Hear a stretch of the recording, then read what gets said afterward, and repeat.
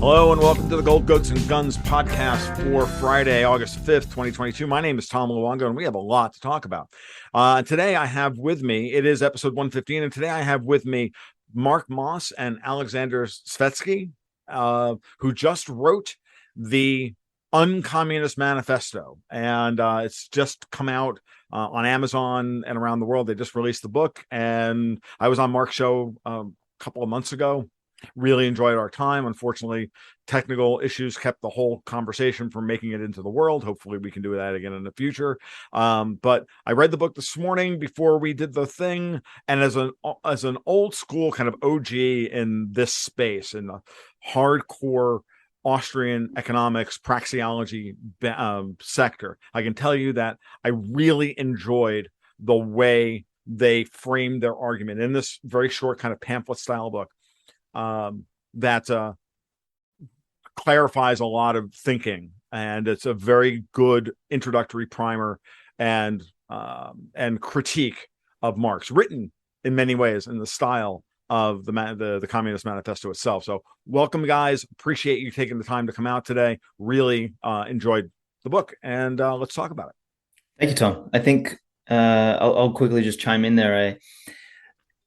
None of what we said is really, really, really original. It's been discussed by Austrians ad nauseum. It's been discussed by libertarians. Like this kind of thinking already exists. I think what we were trying to do was try and encapsulate 2, 3, maybe 4 ideas in something succinct, so that someone can easily take it away without having to read, Human Action or, some 1,000-page book. Exactly, right? Like that, so you'll get those ideas there, and you'll get them in far better depth, and they'll be far better written, etc. But I think what we did was try and elucidate a couple key points. And if you look at the original Communist Manifesto, I mean, apart from communism as an ideology being, designed for infants, basically, it was, I think part of its appeal came from the fact that it was a pamphlet and you could read it in an hour, right?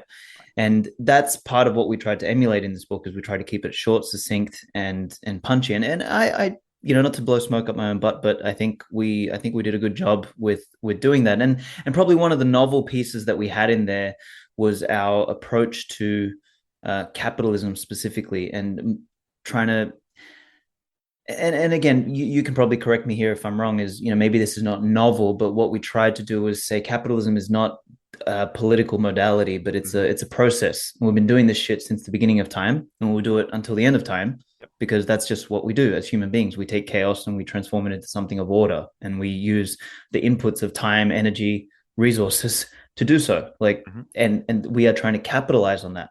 So anyway, that's just, I wanted to open up with those thoughts, and thank you for the feedback in the intro. Sure. And thinking about it, it's one of the reasons why Murray Rothbard, just what you guys have done, it's very simple than what Murray Rothbard did when he wrote what has government done for our money, and the case for the 100% gold standard. It's the same kind of thing, and simple, easy pamphlet thing to introduce the world, and of course Anatomy of the State.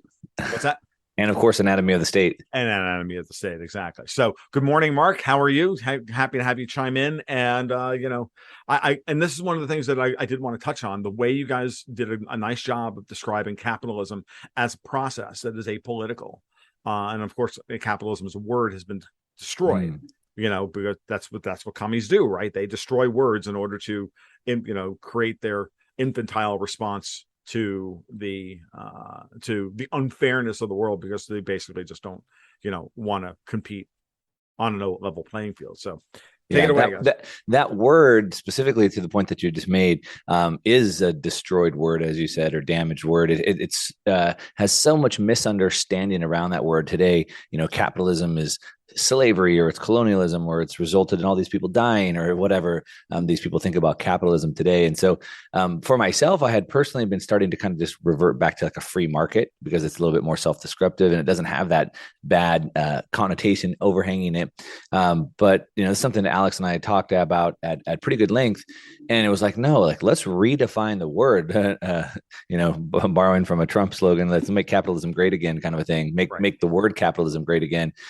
And so we really dug into that. And then you also notice in the beginning of the book, we opened up with definitions of words for that very purpose, right? Because so often today, the definition of words have been completely lost or distorted. Mm-hmm. And so we could be talking, but not understanding each other.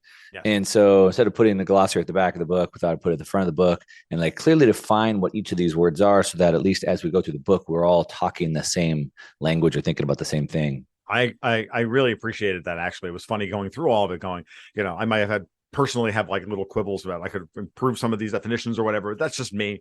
But I really appreciated you guys doing that because it does help. Invariably when you get into these conversations with people, they don't know what you mean by rights, property, capitalism, this, that, all of these things. We live in a world that has been defined by Marxist thinking and Marxist inculcation and Marxist defining these words for so long that we have lost the ability to communicate with each other. And I think this is very important. I think from a value perspective, I think the book has value for people from that position alone. Even if you don't read the manifesto, just read the glossary of terms and then be able to use those definitions to like have conversations about those words and about what those words actually mean with people who are, angry at the world, angry at corporations for stealing from us or whatever. I think that in and of itself is just a very valuable thing, very valuable few pages worth of writing. So yeah, precision I think is just something that's been lost on the world, right? And you kind of mentioned this at the outset, is that people with communist sort of leaning tendencies, and we kind of explain this in the back. We asked the question like, why is this thing? Why has the Communist Manifesto been so quote unquote successful, or why is it so like it's still around and it's just garble when you read it? And I mean, to me, the epiphany that sort of hit me was that it's easier to destroy than it is to build, right? It's easier to bring someone down than it is to raise yourself up. It's easier to sit on the couch and be a fat shit than get out and go to the gym, right? Like so all of it, like entropy is much easier than actually acting against entropy and going and doing something. And if I had to sum up communism, it's a intellectual academic justification for entropy of the self. Like be a lazy shit, complain, screech, and someone will give it to you, and we'll all be okay. And this is, you sort of got that lens. I think the other piece about communism is this idea of I've really come to think that one of the deepest roots of the tree of evil is this incessant need for being a do-gooder. It's like coming into everyone's life and like, I'm here, Captain Fix It, to like fix you and fix society. And it really dawned on me. I've been reading some French Revolution history recently, and about Robespierre, like, and that he was so adamant that he must work 20 hours a day to save the French Republic, and in the process fucking killed everyone. And like the thing is, no one asked you, man. Like, go away, fuck off. Like we'll be fine without you. We can grow our own food. And what's his name? Frederick Bastiat talks about this in The Law. He says, these bureaucrats, these politicos think that in the absence of their regulations for, farming or food, we would somehow starve. Like in the absence of their regulations for building, like we would live out in the, in the wilderness. It's like, no, we're perfectly fine without your meddling. Right. And I don't know what it is about these people who, I think it's a psychological projection of their own insecurity and lack of self-control. It's like, I know I'm pathetic and I can't do this, so therefore I must tell you and everybody else what to do, and that's the only way we can structure society. And I think I came to that conclusion a long time ago by a great number of people. It's a projection of their own fear and their own weakness. And I coined it.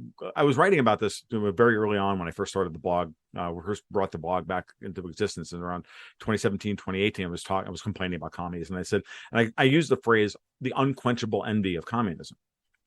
And no one read it at the time because I think 50 people were reading the blog at the time. It didn't matter. But I was talking to my partner Dexter White about that, and he's at the point now where he's post conservative, post this, post that. He's just now an anti-communist. When everybody asks him, whenever asked about it, uncommunist. Yeah, well, he's been using the phrase anti-communist. Yeah, right? yeah. So, and I said that to him, and I used that phrase, and he just went, "Oh wow, that's really good."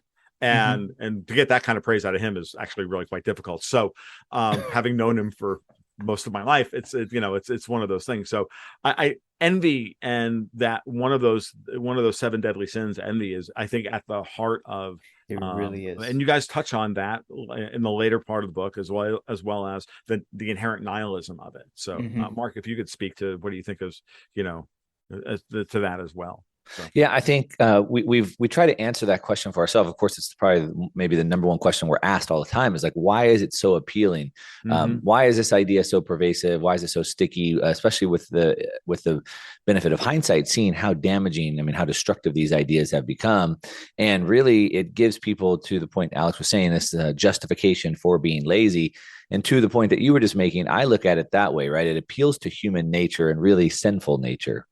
And so, envy, greed, slothfulness, right? And so all of those sinful natures that humans have, it just feeds right into that and gives people a reason to do that. And not only a reason to be able to justify those actions, but also potentially an option for them to be able to live out that life. So, for example, back to Karl Marx himself, he was so mad at the world because he didn't want to have to go be this wealthy aristocrat like his family was. He just wanted to write philosophy, and nobody would value that at the time. And so he couldn't make any money. He was a horrible father, couldn't provide for his family, etc.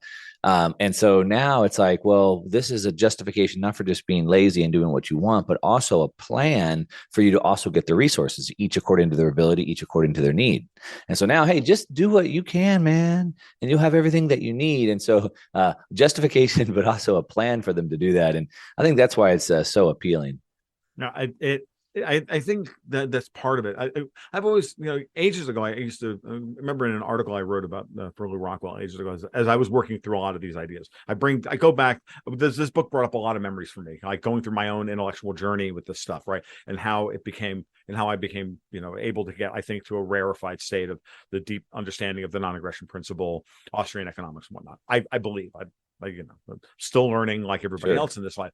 But one of the things that I always said was as a counter, because I have a lot of leftist friends, because I live north of Gainesville, Florida. Most of my friends coming out of college that I've had most of my adult life are all very leftist in their thinking, and honestly, so like they don't make any bones about it. And I'm so constantly trying to refine my arguments to try and get through to them. One of the things that I said, like, people aren't like evil or anything fundamentally. They're not good. They're not bad. It's a basic thing. If a person has the ability to shirk a responsibility that is theirs, they will do so. Period. It's not really more complicated than that. It's not a value judgment one way or the other. We all will do it. Even the most moral of us will, hey, man, if we get somebody else to, take the garbage out for us, guess what? We're going to get somebody else to take the garbage out for us.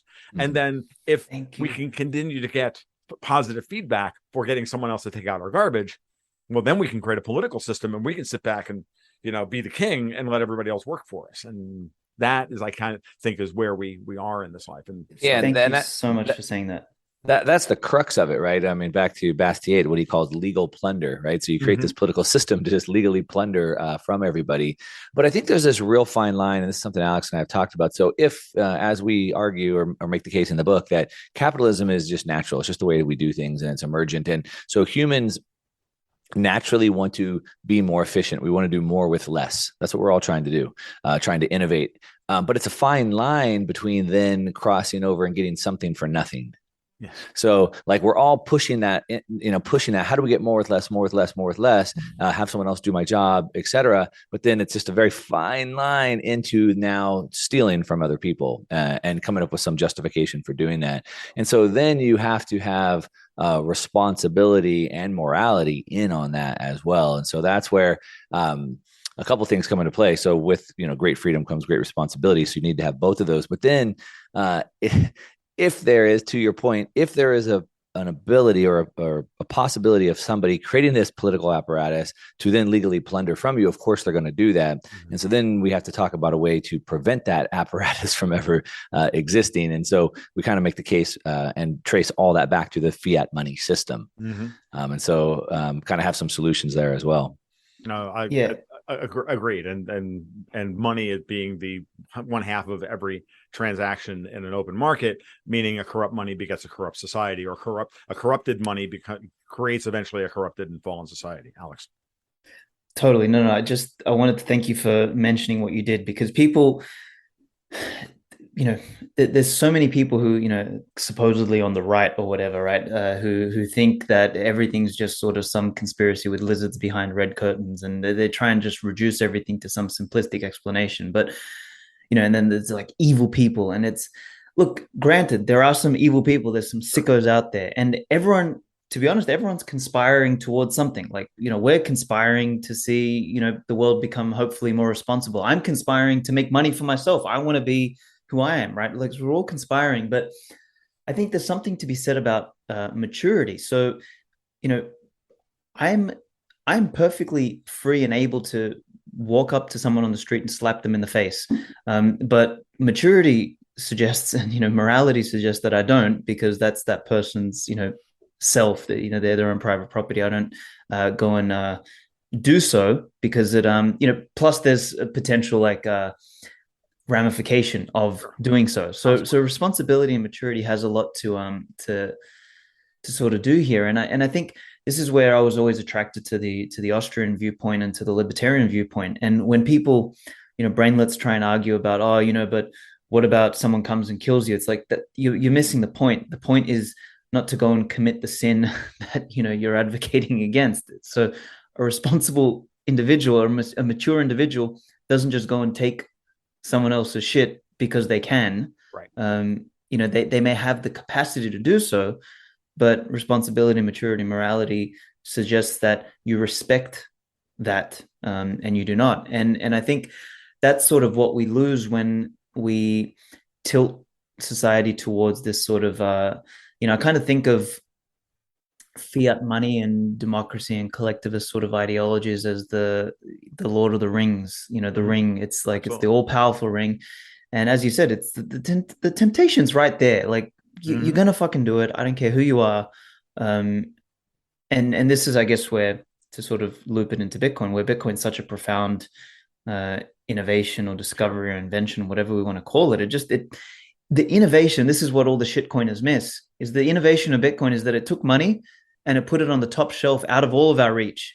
Now it's, now we all have to play fair within the constraints of a money that is like outside of everyone's reach, and that becomes a fair game. That then your mode of operation as an individual, I would argue, would start to lean more towards responsibility and maturity, because there ain't no one to bail you out. There isn't anyone to pay for your losses, et cetera, et cetera, et cetera. So it's a very different.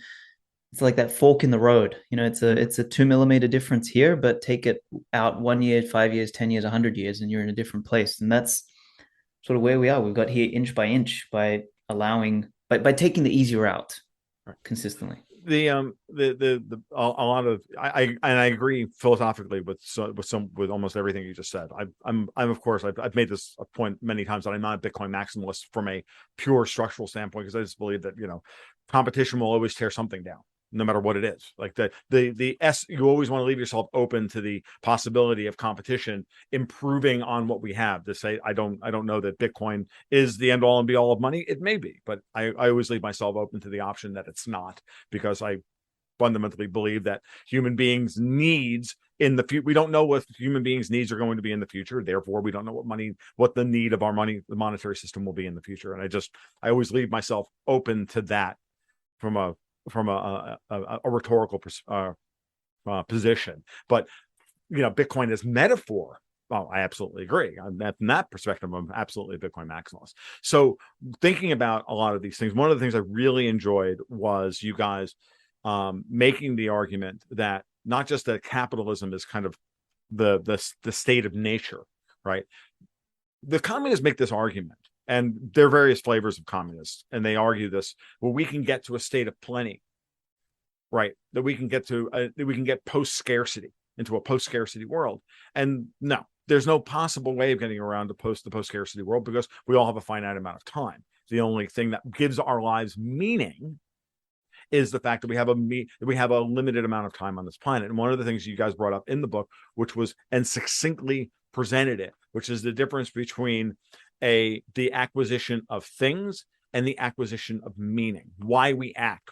Marx made the foundational argument the foundational error to say that we act out of selfish desires for things as opposed to the selfish desire for meaning.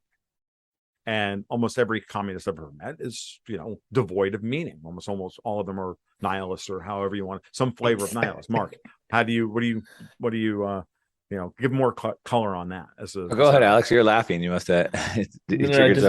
I love the devoid of meaning, and it's so true. They're fucking running around and anyway. I was just laughing at communism is just another manifestation of the meaning crisis. It really is. It really is. I don't know why I'm alive, so I'll just kick and scream and screech about it. Yeah, we're just clumps of cells. We don't really matter. The universe doesn't care. Well, the universe doesn't care. This is the funny part about it. I care about my existence. Life cares about perpetuating itself, right? The universe is hostile to our presence because, the second law of thermodynamics tells you this, and entropy rules. Therefore, if you want to make your mark on the world, you kind of have to struggle for it. Yeah. And it's not a political struggle. It's an internal struggle. And this is the this is the probably the big innate flaw in Marxist ideology, but also you see it in Keynesian economics as well, right? Where they take away all intent. Yeah, right, exactly, right. So they take away human intent or motivations, and then just boil us down to just a number on a spreadsheet, and that's just not the case, right? And so even with Marxism, I think there's this overhanging thought that maybe there's this world of plenty, again, each according to their ability, each according to their need, but it's to their need, not their want, right? And so what Marxism really believes is that if we just take away everything from everybody and there's nothing out there to be desired anymore, then we could take away that desire that makes people so unhappy. Right. And then nobody will want any of those things anymore. They won't strive. We can take away the human strive. He won't, and that's just completely false. And not only is it completely false, even if that were possible to happen, imagine how disastrous that would be, because it's man's willingness to strive and want to strive that creates all the progress that we have. And so that shows a massive misunderstanding of what they're doing. And to your point, it's influenced Keynesian economics and everything at this point.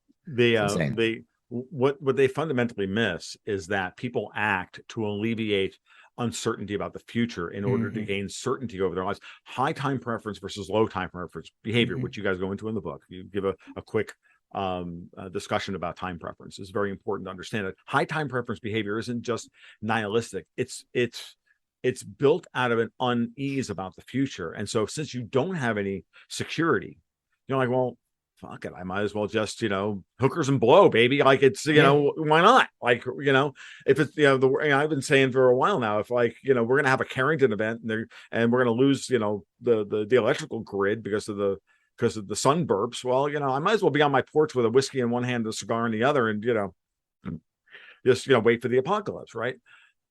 But if that's not the case, then you're trying to alleviate suffering through time so that you can create predictability, and therefore with predictability, especially being humans, and it takes 18 years to raise one of these things, that we need maximal amount of security in order to be able to engage in low time preference behavior, like child rearing and and planning and all the rest of it, to build structures that will last through time, to build systems that will last through time, and to build families and legacies that will last through time. And the whole purpose of this kind of behavior is their behavior is that they believe if we tear everything down and then replace the value system with their value system, then everything will work, and we'll have some kind of utopian model that's post need or post desire. Right? I think there's one thing I'd push back on you there is just I think in 2022, it takes about 36 years to rear a child. That's the only but that's purely that's purely from a standpoint of the Marxist functionally subsidizing childhood out to 36 years through the application of fiat and currency. And corruption. and the removal of individual agency. This is what it does. It's and I think that piece there is actually something that everyone runs around, talks about the freedom aspect of why communism is bad because it takes away freedom. But I think just as importantly, and maybe even more importantly, is the reduction of individual agency that occurs under this, because it comes back to what we said at the beginning of the podcast, is that you infantilize people, you transform them back into infants. Like to be an adult is to bear the responsibility of existence and then make that decision yourself, not have somebody else consistently baby your way through life. And that's the slippery slope you're on when you optimize civilization towards decision making at the center instead of at the edges. And that's what all of these collectivist modalities, whatever flavor you want to give it, communism, socialism, fascism, all this shit, it's all the same shit. Same. Yep. So it's all the same shit. Yes, absolutely. It's Great. Just a way to remove agency. And I think I just want to touch on one more point, was what you mentioned about some, this future beyond need, right? And it's funny, me and Mark were talking about this yesterday, and it just, I just kind of called it the Star Trek syndrome, like the machine that they have, like the replicator, I think it's called, right? Right. These idiots think that even, like, let's say we had a replicator tomorrow, it still doesn't solve the timepiece. Like, so we still have to prioritize somehow. So even if we had unlimited access to energy and unlimited access to resources and unlimited access to whatever we wanted, we still have to order it in terms of what we want to use and when. So we would still require a means of doing that. And that's what the technology of money actually solves. And that's what the game of economics informs us to navigate. And like they just somehow miss the biggest thing that is staring them in the face, the ultimate equalizer of time. And they just like ignore it, like paper over it as if it's not paper there, over like, opportunity cost, only one of the most important aspects of human behavior. Period. Like it literally has just been abstracted away. Oh, we don't need that. Like, it doesn't matter how many goods you have. It doesn't matter how much money you have.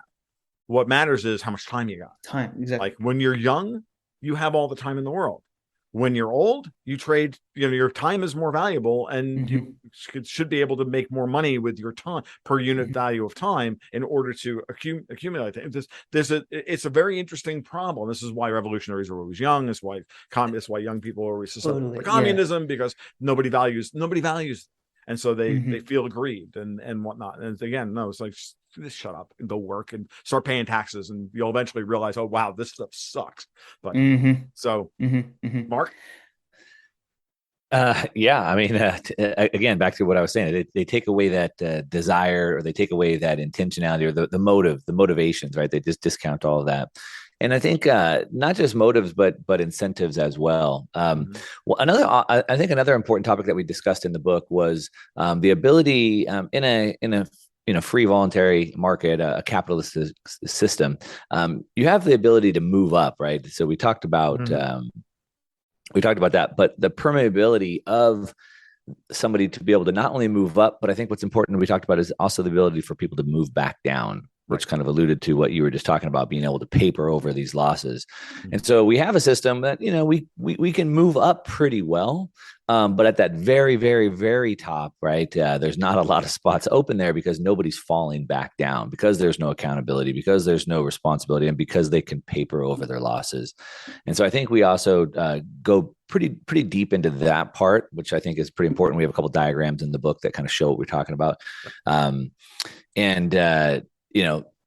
Back to that responsibility. If these people go and they make bad decisions, if you're Janet Yellen, and you have a career with bad decisions, maybe you should lose your job, right? If you're an airline CEO that bought too many stock buybacks instead of saving your money, maybe you should lose your job. Maybe those assets should be auctioned off, and maybe we'd have people falling, which then allows opportunity for more people to rise up. And so again, making that case, which I think we made pretty succinctly. All of these arguments that we make, or all these cases that we make, just start to realize, like, the whole basis of this entire system just goes back to the fiat money system. Agreed. And so, like, over and over, I think we kind of make the case on each one of these points. But I think overall, you start to realize, like, shoot, the whole problems of the fiat money system. And if we don't change that, how do we change any of these things? Right. I know you're absolutely right. I came to that conclusion ages ago. Sure. And then just tried to figure out how best to start communicating them. And I think you guys have done a wonderful job. One of the things I really enjoyed was those diagrams of the various two-class systems, that that what it you had, Marx's Feudal critique was system. always this class versus this class and this Oh, class right. versus that class, and all the way through until he came down to these are the classes. Well, so his goal was that it's always going to be a class struggle between this class versus that class. So the way out of the game is to destroy the other class and just have one.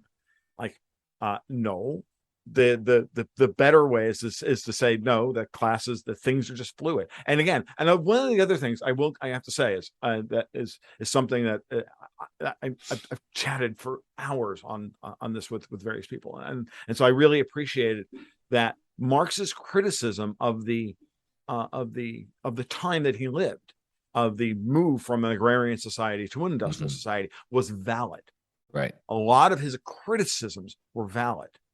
And you guys bring this up and you give him high marks, all puns intended, where credit is due. But then it's always the solution to the problem with Marxism. That's always been the problem. It's always been the disconnect between, you can identify what the problem is, but you have no idea about the solution. So what I've done over the years is obviously to try to talk to people who were susceptible to this and say, no, I agree with you. You're absolutely correct with diagnosing the problem. Yeah. Well, I think there's your analysis of the solution is way off base. That's where we disagree. Let's have a chat about that. I think one of the first and most important skills with, critical thinking is who wrote this piece of information, who were they, what's their motivation, what's their worldview, et cetera. So that's like, before you look at any information, you should try to understand that. And so we did try to understand Karl Marx and not only who he was, which I already touched on, like his family situation and his worldview based off of that, but also the time in which he wrote it. So to your point, was about 80 years after the Industrial Revolution started. And so you would imagine that we had family at the time, it was all agrarian. So you had just families working in the fields together. I'm guessing those families probably moved into the cities and factories together. So there's probably a lot of child exploitation, just like there was on the farm. I would imagine those machines didn't work real well. They probably broke down a lot. It was probably unsafe, at that time, because you hadn't really gotten into this capitalist system with division of labor. There wasn't really a lot of different types of jobs. So you either had capital in a factory or you didn't. So, he made it at that time. And I think it's important to understand that there's a story, I won't tell the whole story, but of Benjamin Franklin. He was a professor, and every year he would give the same test over and over and over, and he'd give the same test. And another professor finally came to him and said, "Hey, you realize you gave the same test last year and the students have the answers." And he said, "Yeah, but the answers have changed." And so when we get new information, we have to make new answers. And so he made that assumption at that time, which was okay. But today we have the benefit of hindsight. And we can see how wrong that was. We can see, as someone else pointed out recently, he failed to see that it was the capitalist system that would give him what it was that he wanted. He wanted to be able to write philosophy and have the market value that. But because we hadn't really seen capitalism flourish and the division of labor happen, there was no place for a philosopher. But that system now gave him the ability to do that. Yep. So he was there. We try to give him the benefit of the doubt, but we have hindsight today. The answers have changed, and hopefully, again, back to the book is part of what we're trying to hope to do is bring light to that. Yeah, when you were speaking, it always reminds me of a great lecture that Paul Cantor, not an Austrian economist, but who gave a great speech at the Mises Institute, I think 15 years ago now, about how the free market created the modern novel, right? Coming out of the Penny Dreadfuls and the serials and everything else, and that we owe our ability to have distilled storytelling to the Mad Lib, the spreadsheet, whatever you want to call it, that it is today. When you look at film or novels, whatever, there's an inherent structure that's very, very powerful that was created out of the free market, and that would have given Marx would have found his niche within that if he was willing to to shape his work and into a form that people could read. And so this was you were right. He was about a generation early, honestly, because the modern novel started to and publishing really became democratized in the 1870s and whatnot. So about 25 or a generation after he and Engels published the Communist Manifesto. Alex? So, no, I always wonder if we just got unlucky, or whether we had to sort of go through this timeline as a civilization, right? I always come back to this thinking, particularly my recent reading of the French Revolution was very humbling, because you see where a lot of these idiotic ideas actually stemmed from. And I don't know how well versed you are in that sort of space, but like it was just, the first ideas of the tearing down of the patriarchy and the equalization and universal suffrage and all of this crap like came out of that period. The Jacobins, the original lefties, basically, the original radicals. They inspired the Marxists and the communists and all of the socialists, etc. That's like, they were inspired by Rousseau and this first deconstructionism and trying to overturn institutions that were built. Now, mind you, there was obviously problems with the feudal system. It had become stultified, and if Louis XVI wasn't such a pussy, maybe he wouldn't have allowed for the leftists and the revolution, all that sort of stuff to happen. Maybe things would have been different. But I always wonder if it's like on a macro scale, on a civilizational scale, whether this was the rite of passage that we've had to go through in order to come out the other end and for sanity to prevail. Like, like I kind of view civilization as a chart, right? Like of a stock, and we've been going up, and we had to sort of have a bit of a bear market to realize that the next leg up. And yeah, like, had Marx been born 20 years later, like maybe someone else would have said what Marx said, or maybe we were just unlucky that people, instead of reading Bastiat's work, because it was written in the same year, the law, right, like they picked up the wrong fucking book. I don't know. Something funny. You're echoing things that I've been saying for a long time, and I'm listening to you talk. I'm like, wow, this is like I've always said that I view civilization. I use human liberty basically on a classic graph, and we just kind of go up as a random walk pattern. We're moving in the right direction. We're moving up and to the right. Liberty on the vertical axis, time on the horizontal axis, but we don't go in a straight line. Everything is cyclic, and everything takes time. We have to work through. And I literally said, I'm like, I just think that Marxism is a thing that aping Churchill, the Americans, will always do the right thing after exhausting all other possibilities, right? Or something along those lines. Well, humanity is kind of the same way.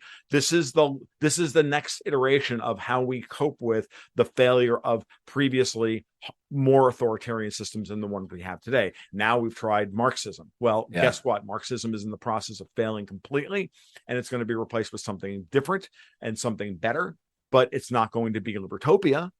Yeah, I got news for you, but it's going to be better because now the ideas because the reactions to Marxism created more sophisticated arguments for individual liberty out of the depths of Marxism. Like, it's just the way the world works. It's the way humans work. So I've always thought one thing you were saying where it's like a chart, right? It's like a graph, right? And I've been talking about that. I've made a couple of videos talking about the blow off top of socialism. Yes. And so when you look at a chart, right, you see that you start slow and you start gaining momentum, and the market starts sucking all the participants in. The housing market's going up, the .com bubble, whatever, and everybody wants to get in.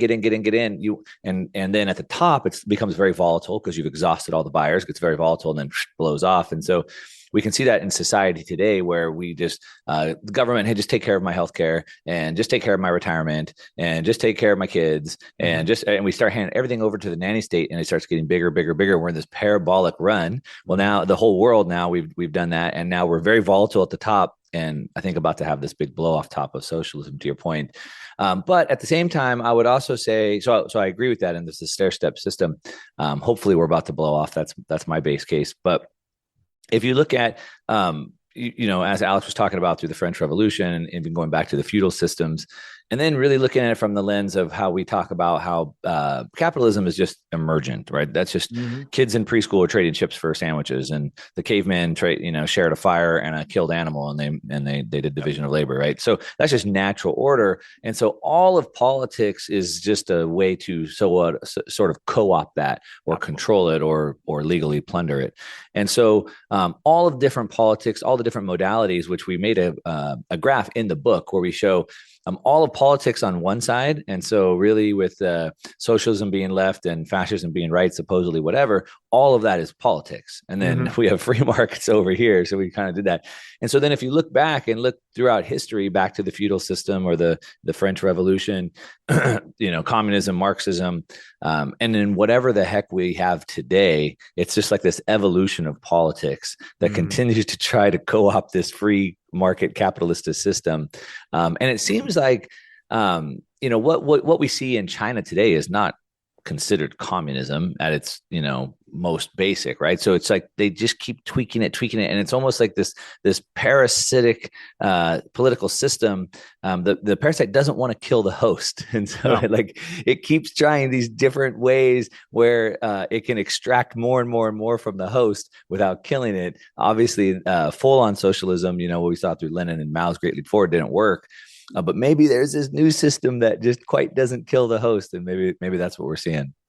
Yeah, it's an interesting point, and I've always wondered about this. It's very clear that the World Economic Forum, Thomas Piketty's Capital in the 21st Century, which is their new Communist Manifesto for economics, that they really do believe that they can just revive stakeholder capitalism, which Martin Armstrong reminded us the other day in a blog post that failed back in the 30s when they tried it. It's going to fail again here, and it doesn't matter whether they're successfully doing it in like 2 or 3 companies over in Spain. I don't give a shit. It's nice that they did it over there. But again, these systems don't, as you guys point out in the book, these systems don't scale. They don't scale because of Hayek's great discovery of or description of the information problem. The information can't propagate fast enough in order to be able to make the decisions necessary, without propagating the errors. And I'm enough of a scientist to remember I still have PTSD from doing error propagation labs in physical chemistry lab. I reports in physical chemistry lab. I literally still have nightmares over dealing with freaking Dr. Williams, because the shit was insane, right? And if you imagine, right, what that looks like on a societal level. Well, you have what we have today, where people think that there's actual data being processed and pushed through AIs and Fourier transformed and all this other stuff and give us the perfect technocratic solution to the problem. Ooh, I got news for you. Garbage in equals garbage out. It's always been a gigo economy, people. That's just the way it is. And so what we're seeing here is that kind of blow off top and that kind of thinking. And the comeuppance for that, because it's been imprinted on so many people, as I think we established at the beginning of the podcast, that we've lived in a Marxist framed world for so long through the educational system, that our thinking about this is reflexively Marxist, and we don't even realize. Many people don't even realize it. And so unwinding that is actually the hardest thing. There's 2 things I want to dive in. Number one is the living in a Marxist framework, and I think we could probably touch on the 10 Marxist commandments that he has in his original Communist Manifesto, because I think great that you guys did that in the book, by the way. Yeah, thank you. We tried to do that, but before that, I actually want to ask you a question about do you think that we are actually at a point in time? So I've argued that. Kind of through the lens of, I don't know if you're familiar with Hanson's work, the Great Filter, this idea of, trying to answer Enrico Fermi's question about why the hell isn't there any other life. And he kind of says that, well, for life to propagate and become intergalactic, we need to kind of go through the Great Filter. And the Great Filter is an event that wipes out a civilization. It's kind of this, it's a physics or, astrology sort of astronomy idea. But right. I kind of argue that there comes a point where civilization gets technologically adept enough to actually sterilize society by trying to transform all of these, the complex individuals that make up society into basically automatons and numbers, just kind of ram us into spreadsheets. And when we don't fit in the spreadsheet really nicely, just sort of bump them off, wipe them out, and just have a nice compliant kind of the movie Wall-E, right? Where everyone's on the thing. So do you think there's a risk of that actually occurring, where we are technologically adept enough as a civilization to transform human beings into automatons to the degree that we end up having this sterile civilization, which ends up wiping itself out in the end anyway, because it's not adaptable. But we kind of shoehorn our way into that. Do you think that's possible, or do you think I think we're probably, if we're it's possible. I don't know that it's probable. I would say that a lot of these ideas are distinctly European. And I make the point all the time that if Europeans think 100 miles is a long way and Americans think 100 years is a long time. And the Europeans have just no fucking idea how big the United States is and how big Russia is or how big China is. Because they're all crammed into this little freaking continent, 800 million of them crammed into this little teeny continent. And, there's not a lot of room. And half of it, and the parts that they're not, they don't live on are all mountains anyway. Right. So, I mean, like, these are ideas that are born out of out of having to live on top of each other. And I come to the United States and I'm like, dude, I'm 25 miles from a Walmart, right? And that's just kind of normal for everybody who lives outside of the city. And like, they don't understand that there's plenty of room in the world for all of these people. There's plenty of room to grow food and everything else. So a lot of these ideas come down. So they always want to trying to figure out how to control human beings and then effectively sterilize us, make us compliant, call the disagreeable ones out, right? This livestock farming, dude. I raise goats. I know what this looks like, right? And do I think that that's possible? I got news for you. We've domesticated the goat 20,000 years ago. 20,000 years ago, and it's a ruminant. Got news for you. They are still really disagreeable. You give them any amount of opportunity to be disagreeable. Nah. Yeah, they may look to us to solve their problems for us because they're like, yeah, dude, you want to feed me? That's great. Because back to the whole, hey, if somebody else can take my responsibility for feeding myself and we'll take that on, well, then great. I'll just sit here and like chew my cud all day and lounge around in the sun, which is what my goats do. But the minute it's like, I'm not going to solve their problems for them, they revert immediately back to their fundamental nature, and they'll eat anything they can. And these are domesticated animals. So yeah, that's encouraging.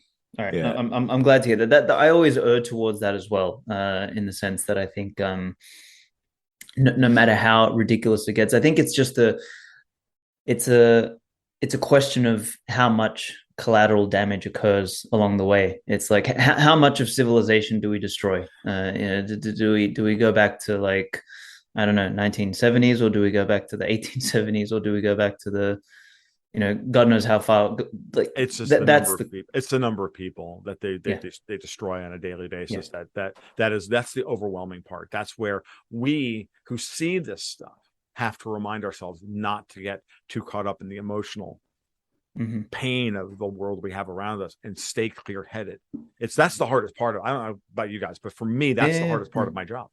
Right. Of doing this is to try and not just like get so freaking angry that as I was telling somebody the other day, I said, actually I was telling my therapist the other day, I said, look, I do what I do for a living so I don't wind up at the top of a clock tower with a high powered rifle.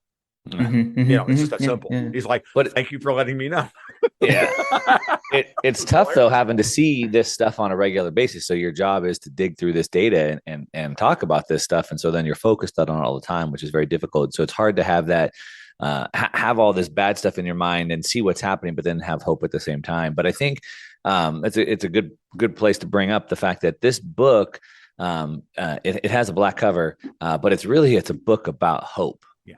And so we didn't want to argue. We didn't want to make the case and go tit for tat with the original book, which I think if you read it, it's evil. I mean, it's very dark and it's evil. This book is about hope. And so I think there's a couple of things that we've done to do that, to really challenge people to be better, show them a better path, show them they have a lot to offer. Marx says you have nothing but your labor, and your labor equals no capital. We have lots of things. You have intellectual capital. Of course, today we see, like I said, in this division of labor world that we live in today, the market values those things. But as we've already been talking about, I think this is a message of hope. But as we've already been talking about, the Marxists want to remove that desire. And I just don't think you can extinguish that. And so, back to kind of the question that Alex asked you, Tom, I mean, I would agree. I mean, I think there's just no way to extinguish that. The human nature is always going to drive for freedom and for those things. And then the other thing that gives me comfort, and it doesn't, again, we don't know how much collateral damage happens from here to there, but what gives me comfort is that we know ultimately their ideas don't work. They just don't work. And unfortunately, they'll fail sometimes over a long period of time. but it'll fail, and it looks like that period of time is coming to an end at some point. We don't know how much longer. No, I agree. I it's just it's the reorganization part that's going to be terrible. It's the bear market that's going to be terrible, and we're going to go through a bear market in human freedom for probably a generation.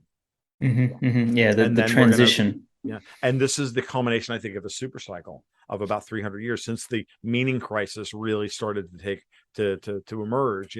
Post Enlightenment, and then with the formation of the Bank of England in 1694, and then we live in that era of corrupted money and rampant and hyper colonialism, financial colonialism of the world, right? As opposed to just physical military colonialism of the world. Well, now we're talking financial colonialism of the world.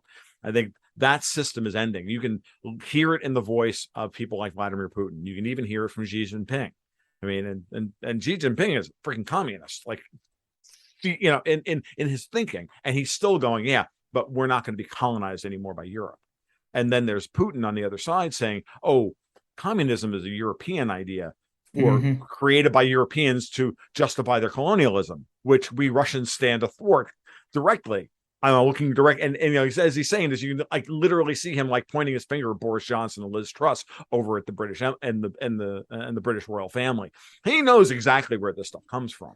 Well, he called it out in a speech in October, right? He called out specifically. He said you guys with your teachings of Marx and Engels, the dogmas of Marx and Engels, and called it out specifically Marxism. Like he said, your ideas of blurring the lines of the family. But yeah, he called it out Marxism, Marx and Engels, and he said this is your problem. This is what you're focused on. We don't want any of that. Yeah, no, we don't want it. Yeah, we're not sure what we want. We're not. The Russian people will tell me what they want, and that's fine. But what you're offering us, we do not want, and we went down this route, and you already gave it to us once, and you nearly destroyed us with it, and we don't want it again. We might wind up with Russian mafia equivalent, but it is maybe that's better than certainly at this point certainly looks better than Lenin. The reason why the mafia could be better is the title for Alex's next article, but something he makes. The reason why a mafia could be better is the same reason why a monarchy is argued to be better, and it's back to skin in the game, right? And so you see drug cartels and mafias lose their position if they screw things up, and so there's skin in the game there, and the fiat money system doesn't have that feedback loop. No, it doesn't. And I mean, we're now FYI for everybody in the audience. Alex, Mark, and I know exactly what you're talking about. We're talking about Hans Hermann Hoppe's book, Democracy That God That Failed. Indeed. And that in which Hoppe made the argument back in 2004, 2005 that that of all the systems, monarchy is probably the best. Even monarchy is preferable to democracy because at least the king owns the people. And in that respect, we may all be the king's slaves, but at least the king owns us. Whereas in a democracy, we can be slaves to to a faceless system, and that then fights for ideological reasons and not for base commodity reasons. We fight for freedom and weird things like that create emotional responses that then circumvent reason and reality and just basic normal human drives for making their lives better, right? I acquire more wood so that I can heat my home and build something, right? We're not fighting wars for that anymore. We're fighting wars for ideological reasons, which comes directly out of democratic systems. When the tragedy of the commons of collectivism. And I think that there's a quote in that book specifically where I think it was in that book where Hoppe says, democracy basically creates a free market for entry into politics. So that's that sounds like him. Yeah, that is the worst place possible to create a free market, because then everyone, instead of being productive, they get political. And this was actually another to bang on about the freaking French Revolution again. It was funny. I was reading this book not through an Austrian lens or anything. It was just just a book written by some historian that talks about living through the French Revolution. And it's funny that they were definitely pro-revolution, and in there they're bragging about how one of the greatest things that happened from the French Revolution was prior to it. Everyone was working in the fields and they were farming and they were doing stuff. And then after that, there was never a period of time when so many people were involved in politics, and they were framing it as a good thing. And I'm reading this, I'm like, What's wrong with you? Like, Right. this is a bad thing. We live in a hyper politicized world. The problem that we have, and again, something that you guys talk about in the book, is the politicization, the takeover of politics, and the exclusion of economic concerns. And you make an actual fundamental distinction between economics and politics as two different things. Whether the audience, members of the audience, agree with that or not, I'm not sure where I fall on that, but that's the argument you guys make, and it's a perfectly reasonable one to as a jumping off point for for deeper discussion. Certainly,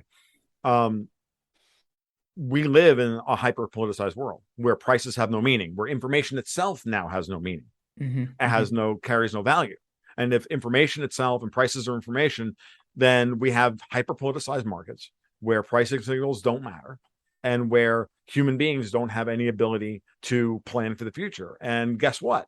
That's absolutely part of their design to reset the world along Marxist lines, because the goal, of course, is to break us all down, make us all equally poor and equally bereft of spirit and hope, and then they can create the new Soviet man, or whatever it is that the new perfect actor, or whatever rotten nonsense they have for their justifications for abusing people and saying it's good for us.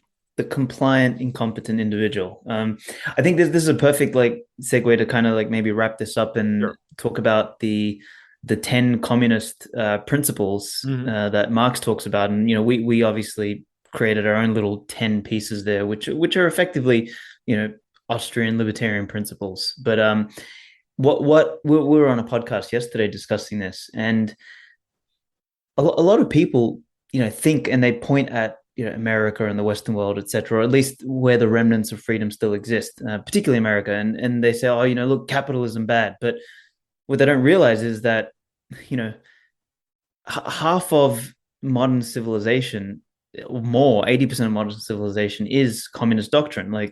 Point number 5, the establishment institution of a central bank. Where have I seen that before? What about a progressive income tax? Wonder where I've seen that before. What about the education owned and managed by the state? I wonder where I've seen that before. What about communication owned and transport owned and managed by the state? So it's kind of like communism has been sort of ratcheting its way in over the last 100 and something years. And now, at this point, so-called Western capitalist civilization has already ticked off 7 of the 10 boxes that Marx outlined for, perfect communist utopia. So we're almost there. Right. And I guess, the last 3 are trying to be instituted now by idiots at the WEF. Well, what's really interesting is, and this is, I've made this point for years, and no commie that I've ever talked to about this, because I've been in conversations like this before, right? 7 of the 10 points of the Communist Manifesto, including, of course, the destruction of generational wealth, which is the most important part. It's already implemented. How much? And I've said to my openly commie friends, I'm like, you guys are the worst winners of all time. You're still complaining that you're not winning, while you're literally winning you've won every fucking battle you can come up with, because you got the politicians and the oligarchs on your side. You got the capitalists on your side. And I said, how powerful is the capitalist, what we actually call capitalism, that process that you guys identify, that it works, that it's still capable of generating so much wealth and so much security for people in spite of all this bullshit. That was my great conversion early on in my late 20s, early 30s, when I got exposed to these ideas. And it was that moment where I went, holy shit, people aren't terrible. People are amazing. I literally just sat there one day. I went, oh my God. I had that classic kind of Rene Girard mimetic collapse, but I realized that people suffer and toil amongst this bullshit and are amazing at what they still produce, given the monumental barriers to their wealth generation that's in front of them. Yeah. In spite of is the key word there, right? And it's so apparent for us, back to kind of that example of the answers being changed, right? And so we have the benefit of hindsight today. And so, we have so many good examples of this, but just look at the communist China, which had fallen behind the world stage. They're so poor, and they just introduced a little sprinkle, just a little sprinkle of free markets, capitalism, and boom, look where they're at today, right? And so I think, back to the book, right? We when we talk about capitalism being this free organic system, and then show the graph of how it's completely detached from politics, and then you understand that politics co-ops it and tries to extract wealth, right. And you see things that are a spectrum. So it's a spectrum. And so we have 7 out of 10. So does that mean the United States is 70% Marxist or whatever, right? But yeah, then you can start to see the nuance in the point that you made about capitalism works in spite of being co-opted. And if you can understand that, then you could realize, well, I guess less politics influence would be better than more. And because I think this is something I was going back and forth with somebody last night, and you keep talking to your lefty liberal friends, and something I've discovered for time and time again, having these deep conversations with friends where we can actually talk about it, is that we both see the problems, but the solutions that we want are different. They think more or different or better government's the answer. I think less government's the answer. And so I think if you could understand these concepts as we laid out, which capitalism is separate from politics, politics slows it down, it works in spite of, then you might draw the conclusion, hopefully, that, well, I guess then less government meddling would be better. Yeah. Well, and when you're dealing with people who go, well, yeah, but there's inequality and there's corporations. Yes, there are bad people in the world. Yes, there are rent-seeking assholes in the world. Yes, there are psychopaths. There's nothing you can do about that. The question you have to ask yourself is, which system is going to maximize or minimize their influence? The system we have today maximizes them. Maybe we could try minimizing and see what happens. Maybe we could just try it. Even on a conditional basis. Hey, let's split off Utah and try it there. I don't know, whatever. Like, hey, why don't you think through the idea that it's this childish fucking thing that we have to stamp out evil. That the best we can do is minimize it and accept the fact that everybody has a shadow in the Jungian sense. And everybody is going to commit both good and bad acts over the course of their life. And they should take the consequences and the benefits, reap the benefits and the consequences of those actions, and just leave it alone and stop taking on responsibility that isn't yours, as opposed to shirking your responsibilities. Stop taking on responsibilities for other people, because the poor people over in Utah are not my responsibility here in Florida. You know who my responsibility is? My family, the people in my hometown, the best I can do, my community. That's the best I can take. And then let everything else go. And, show a little humility in the face of a universe that's hostile to your existence. And you may get some. Absolutely. I couldn't have put it better myself. And I think, I was just on a podcast with some Latin Americans a couple of hours ago, and they said, they said, I don't think people realize that, there's these white people who are guilty of something, and they just come here and they try and fix us. It's like, we don't need you. It's like, we don't need to be fixed. Yeah. And I think that's the best way to end this. Is like, look, Marxist, we don't need to be fixed. We just need you to shut up. Yeah. And hey, if you want to live those principles, I will die defending your right to live your way over there. Yeah. In your own little place, but you leave me alone. Exactly. That's the libertarian way. You may be right. Maybe you're right. Go test it out, but don't make me deal with it. So absolutely. Guys, thank you for writing the book. Thank you for showing up today. I really appreciate it. Mark, both of you, I think it was a worthwhile endeavor, and I wish you the best with it, best of success with it, and we'll go from there. So thank you. No, I hope if my hope is that this is being a simple, succinct, concise book. It's one that people will hopefully pick up and just give to their friend, or that family member who's like sort of, I'm sure all of us have tried to have been that person who gets the fire hose and tries to make people drink some water, right? And it doesn't work so well. But, sometimes like Anatomy of the State has been very useful for me in like helping people, just read something simple. It's like, hey, look, it'll take you 20 minutes. Just read it. Half an hour, just read it. And I hope this kind of sits in the pantheon of those kind of books long term, and I hope it does help people adjust their lens. So if anyone wants to support us, it's on Amazon, Kindle, hardcover, paperback. It's cheap. Get it out there. Mark. Yeah, I would just say, kind of some of the conversations that we've had, and something that I think about a lot is, the future. And I have kids, and hopefully one day I have grandkids. And so I think I think about that world. And so we talk about this blow off top of socialism, and Alex asked the question, is there a world where we just get turned into these automatons? I'm hopeful for the future because I think that these policies fail, as I made the case. I think we're seeing the blow off top. I think, unfortunately, the next period we're going through is not going to be easy. It's probably going to be pretty rough. But again, this book is hope, and so I want everyone to pick it up and think about it that way and hope. But the only way that we really get to that hopeful future or that free future is if we push forward, if we fight through this. We have to have better ideas that can win in open debate. And so read the book, man. Arm yourself. Share these ideas, spread these ideas. That's the only way we'll win. I'm hopeful for that, but it won't come easy. We'll have to do our part, and educating yourself even with short little books like this that you can share, I think is one of the best ways forward. Agreed completely. I thank you guys for the effort at a minimum. Like it's this. I can remember I've been listening to this for 20 years. Attached to this community, saying we need better communicators. And one of the things that I really appreciated, again, like I said at the beginning of the podcast, and I'll take us out, which is that defining the terms and putting the glossary up front was really important. We have to have coherent language, and you have to stick and hold fast to that language. And if you do, you can catch people in all manner of filibustering and just nonsense, and you just take them apart with their arguments. And you get them to agree to basic terms of the debate.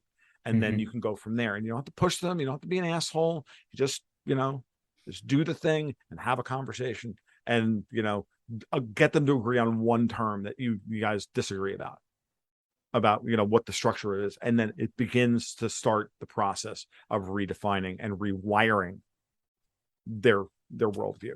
And they may never, come around. Fine, fair enough. But at least now they're thinking about it. And that's better than where we were before. Again, guys, thank you very much. And we'll talk again soon. Thanks, Tom.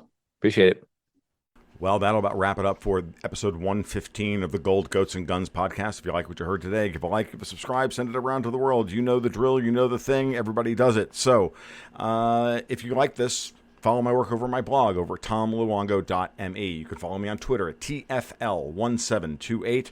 And you can sign up for the Gold, Goats, and Guns newsletter over at Patreon/Gold, Goats, and Guns, where I do both private podcasts and private blogs for my patrons, along with, not financial advice. So there you go. You guys be well. You take care. We'll talk soon. Keep your stick on the ice.